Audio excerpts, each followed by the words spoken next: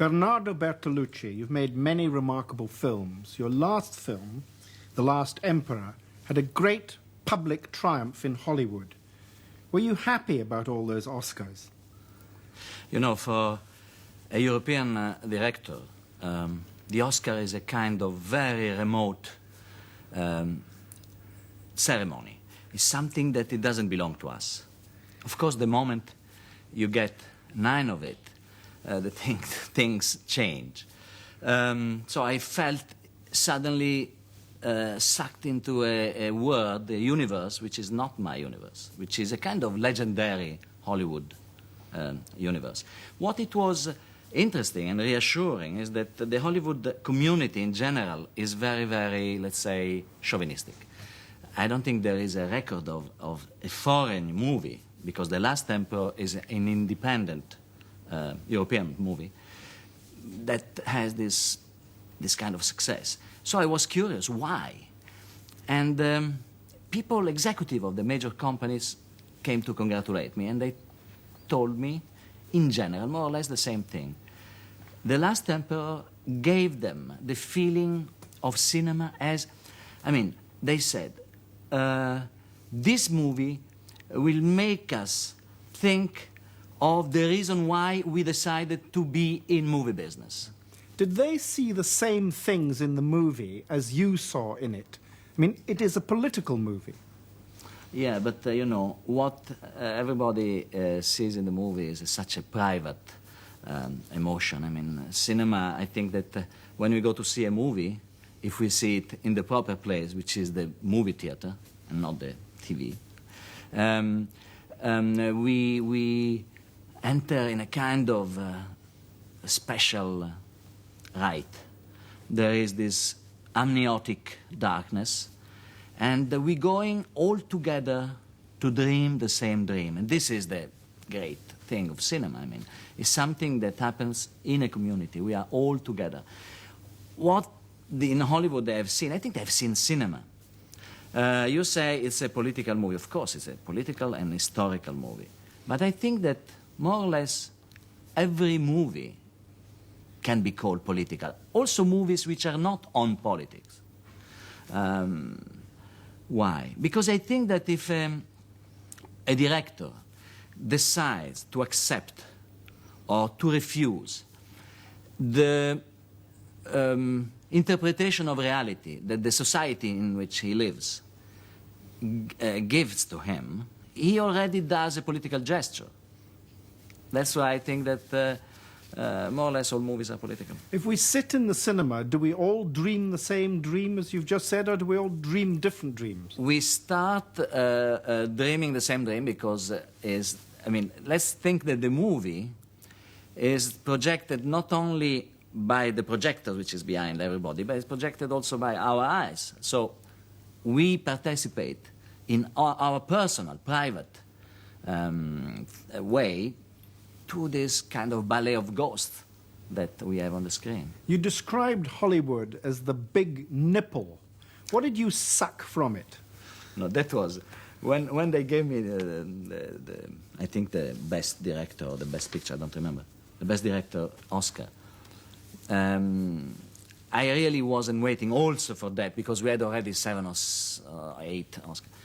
And so I had a bit to improvise, something to say, and I said, if New York is the big apple, for me tonight Los Angeles is the big nipple.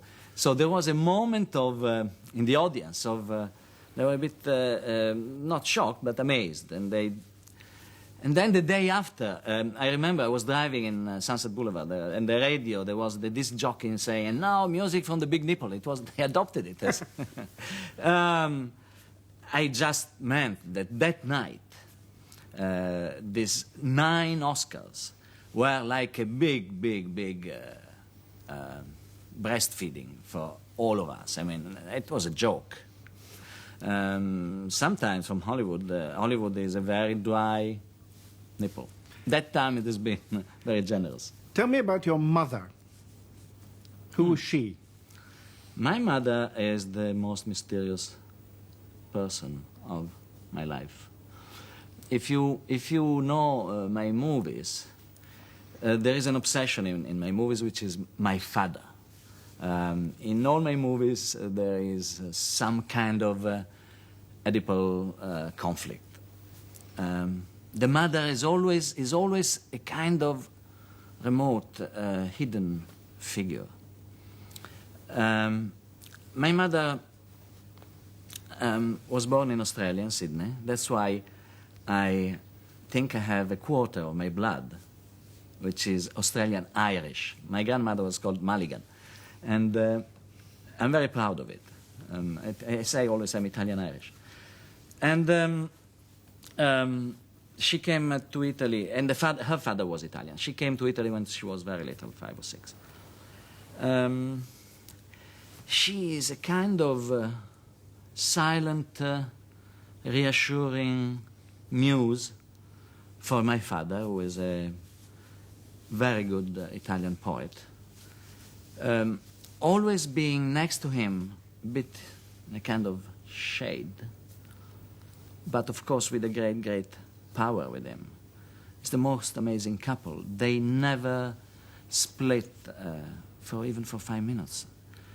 And in some ways, an impossible model, impossible to imitate, impossible to compete with, because I never seen a case of symbiosis, of total osmosis. Were you loved and protected then in your childhood? I was maybe even over-loved, but in a very strange way. You know, I think that when there is the lack of affection in somebody, it doesn't have anything to do with the reality, the objective facts. How did it go when you were a little baby? It's something that is within you, which has origins, I think, even more distant. My childhood was in the country, next to Parma. In fact, between the city of Parma, which is a provincial, beautiful city, and the hills, in a kind of sweet landscape, plain. And that's why in many movies I went back to these places. And my father, as I said, is a poet. And I learned everything there. I learned everything in that place. I learned everything from him. And he took you out of the village into the city to see movies. Is that right? Yeah. Yeah, he was taking me when I was 8, 9, 10 to see all the opening movies, because he was the movie critic of the Gazzetta di Parma, the Parma Gazette. And that's maybe where everything started. In fact, I began writing poems because, of course, I wanted to imitate my father, like every child wants to imitate his father or mother. And at a certain moment, at the age of 15, I felt terribly uncomfortable. I felt this poetry doesn't belong to me, it's not mine. So I was looking for something which was totally mine. But I'm very grateful. Yours and not his. Sorry? Yours and not his. Yeah, mine and not. So you made a film. You made a film. I made a first film when I was 16, and of course it was in 16 mil. And it was a little home movie, but with a story, a fiction, a real fiction. And I knew I would have been a director. I don't know how, but I was so incredibly sure, with the arrogance you can have only when you are less than 20. And that's why my first movie is was made when I was 21, which is quite... You know, I'm a quite young man, and not too old, but as a director I'm very old, because I started in 1962, so I've been a director for 27 years. You made another short movie about the killing of a pig. Oh, yeah. Is that right? Yeah. Yeah, it's my movie number 2. Why? Because I was looking out around me, around the house where we were living, and I was trying to tell the emotion of the things that were going on around that. And the killing of the pig is one of the most dramatic and meantime exciting a moment of feast in the countryside. And you know, you don't throw away anything in the pig. Everything becomes something to eat, or the hair to do brushes. And I mean, you use everything. And that was fascinating. I still love pigs very much. When I see a pig, I see I become very, very moved. What were the politics of the countryside in those days? We're talking about the late 40s and early 50s. Parma, in Emilia, has traditionally been a very red country. I mean, it was a strong communist milieu. And I was very close to the peasants, and that's why I was participating to their emotions. I was going with them to the demonstration, and I lived a kind of split life, half with the family of my father. My grandfather was the landowner, and half with the peasant. As soon as I could, I was running to. After Camare Secca, your first film, you seemed to get very interested in film theory. How did that happen? You know, Camare Secca came from a little subject of Pierpaolo Pasolini. We say subject in Italy to say the germinal idea of a movie, 2, 3, 4 pages. So it was in some way a movie which everybody found Pasoliniano, a la Pasolini, which for me, again, with this obsession on not having father's figure, bracket, and my life is full of father figures, closing the bracket, I went for my second movie, Before the Revolution, toward something more personal, really almost autobiographical, like always first movies tend to be. And it was the moment of my great love for La Nouvelle Vague, the new wave. That's the way it was called, the French cinema. Italian cinema was becoming less interesting. It was the end of neorealism, the end of the great neorealism. Neorealism was becoming the Italian comedy, was changing. And I was totally fascinated by Godard, René, Truffaut, Rivette, Romer, etc. All of that. I remember that in my first interviews with the journalists were coming to ask me about, I was very young, so I was a kind of case. I always was saying, could we eventually speak French? Could we do the interview in French? But they would say, you are Italian, what's that? I would say, well, because French is the language of cinema. I was very extremist. And yes, in fact, in the 60s, which were really kind of glorious period for cinema, I felt I was part of a kind of movement, which was including Italy, France, maybe Brazil, Canada, United States, England, etc. And I remember that the common point was that we were not only telling a story of characters, a plot, but we were very interested in talking about cinema itself. So there were like two movies going on together, the story and a kind of essays hidden between the lines. But when you went on to make The Conformist after The Spider Stratagem, Godard notoriously hated it and told you so. Is that right? That must have hurt. Yeah, it was after '68. That's where my great friendship with Godard, we were very, very good friends, started to shake. It was because he became a very strong extremist. He became pro-Maoist, and I couldn't stand the intellectual, the extreme left, especially the Maoist groups. My friends, I mean, many of my friends were like that, and we had constantly, all the time, discussions and fight and rows about that. I think that I got a member of the Italian Communist Party as a reaction against my extremist friends. Are you, Godard, for example. So he thought that I was moving towards a kind of more commercial cinema. were you? Yes, on purpose, because I thought we were in a kind of cul-de-sac, in a kind of tunnel with no exit at the end of the 60s. There was this kind of misunderstanding about political cinema. And every movie had to be political. As I told you, I think that every movie is political. So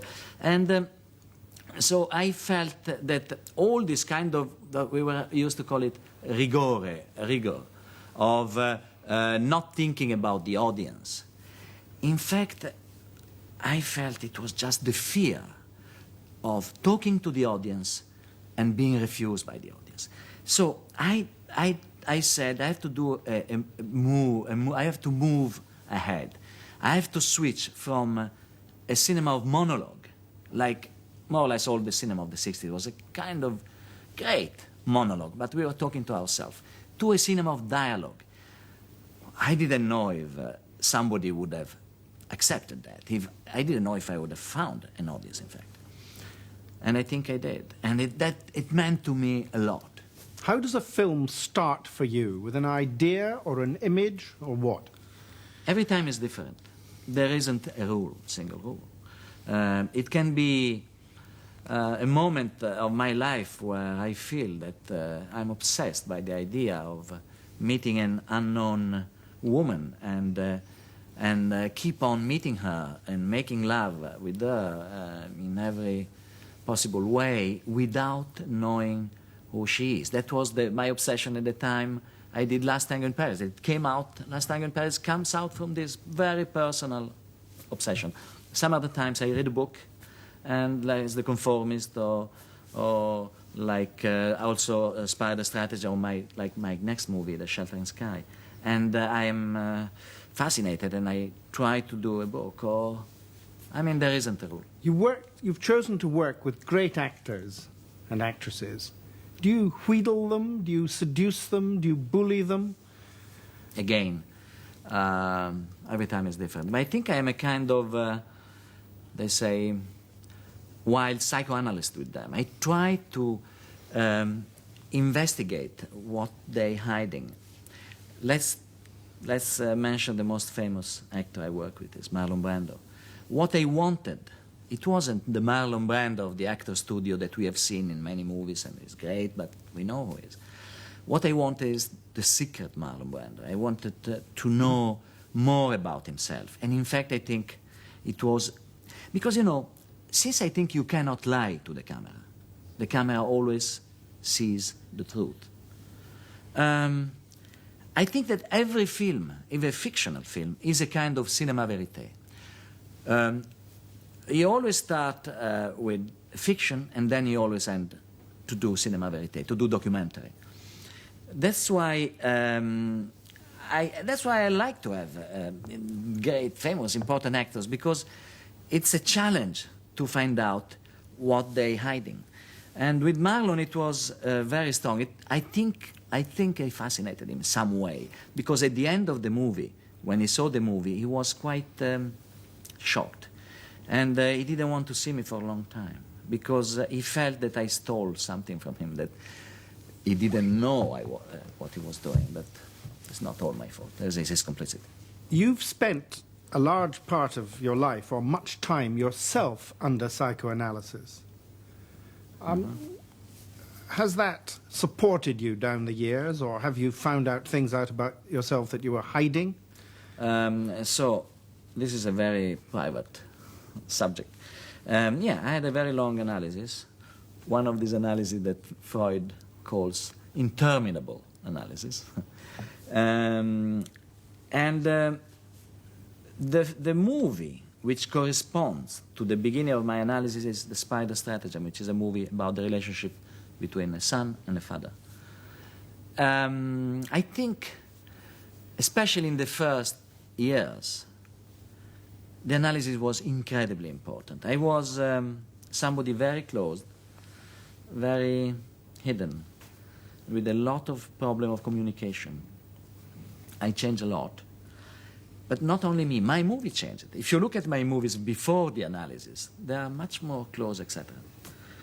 This is what I can say. I mean, this is a matter I really think it's wrong to expose too much. In the same way as the actor gives something to you, are your movies also giving us something about you? You can tell me that. I think that there is a lot that comes out during the shooting, because I'm a quite quiet, normal person during my life. When I shoot a movie, I change a lot. I enter in a kind of state of trance, if it is not too romantic to say that. And what's a movie? A movie, okay, you have a story, but it's also a research. I think that when I do a movie, I look for something. And this research, in some way, becomes the movie. Which of your movies is the most important to you? You know, I used to think in the past that the last one is the most important. In general, it's the one that you feel more connected to, more tied to. But now that I've done quite a lot, and now that I've been a director for such a long time, I think, okay, I will be completely sincere, and maybe it's something shameful to say. The movies I like the best are the real successful ones. And even if, for me, being successful sometimes means to pay a great price, because very often after a big success I have a terrible period of anguish. And also it happened to me to have kind of psychosomatic symptoms after a success. But this is the conflict, you know. You have to, obviously, my origin is Catholic, and you have to pay for what you earn. And so when you started talking about The Last Emperor, which was this quite amazing success, I was used in some way because I could handle it better. Because with the Last Tango in Paris, it was the first time it was really maybe too much, because the movie was incredibly seen in the world and everywhere, and I had not been seen on British television, however. Really? Oh. I think, I'm sure it will change soon. But I was telling you, that I was very young. I was, I don't know, 30, 31, and I had my face on Newsweek and Time magazine, and it's something that can really be like a hurricane on the psychology of somebody. And Moravia says success is something you have to eat, is a heavy meal, but you have to digest it, and then you will be happy again. To make movies, to be a director, do you have to be hard or soft? Both. My tendency is to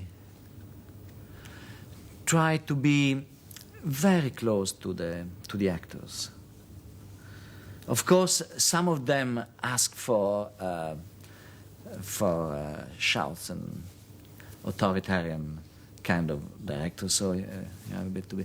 But some of them are very really sadomasochist people, and you know, every movie is a love story with the actors. I really fall in love with all of them. If there isn't a love story, for sure something will be missing in the movie. Are you loving them, or do you want them to love you? Oh, it's, you know, love is not, as they say, it takes two to tango. Love is both. Which other directors or director have you admired or has influenced your work? I have an endless list of people. There are many movies I like. I go to the movies as much as I can, but the ones that really I think influence me, even if maybe you don't see it very well, are Godard, Jean Renoir, who for me is number one. Some Japanese like Mizoguchi and Ozu. And Rossellini I love, and Antonioni I love. But I like to see the history of cinema as a long movie with many sequences. The sequences are the single movies. You said of The Last Emperor that it was the first of your films in which, instead of making a journey from light into darkness, you were making a journey from darkness into light. What did you mean by that? That is one of the few movies I made which has a kind of happy ending, because it's the story of the metamorphosis of a kind of super neurotic person, sick with this kind of omnipotence that has been inoculated at the age of 3 when he has seen all the court of China kowtowing in front of him, who in the old age becomes a normal person. And this, I think, is what I would call a kind of happy ending. All my other movies go in a kind of different direction. Often my movies end with a kind of question mark. But the problem is that I fall in love with my movies. At the moment of ending, of finishing, shooting, I don't know how to finish. That's why all my endings are quite anxious ending in general. Your next film will be Paul Bowles's novel, based on Paul Bowles's novel, The Sheltering Sky. Is that going back to darkness? This is maybe the real first film noir I've made, it's very difficult to me for me to talk about a movie which I haven't done, because so far it's only a screenplay that I wrote with Mark Peplow, and a book, and then is the memory of few images of North Africa that I've seen in my first location a few months ago, which really do not correspond to what I wanted, which is the blue sky, etc. of Morocco, because I was in Morocco and in the south of Morocco at the beginning of the Sahara, and there was snow on the camels, which is something that happens once every 100 years. But The Last Emperor was a great public theme. This will be a private one. Yeah, you know, I don't like to repeat myself. After a success, producers and distributors and exhibitors, I mean the whole business, asked me for the same movie. Please do it again. They even asked me to do Last Tango #2, and I said, but the character is just dead at the end of the movie. I could have, but he wasn't dead. He was just wounded, you know. He was at the hospital, then he comes out of the hospital, and I can't because there is something I fear is mannerism. I know that I am already a kind of mannerist director. My style is quite manneristic. And so I have to fight against that. So I like, after Last Tango in Paris, which was a private story, I did a political movies, Novecento, and then La Luna, which was a private. Now, after this big epic, I like to do this smallest theme, which is a couple, a relationship in a couple.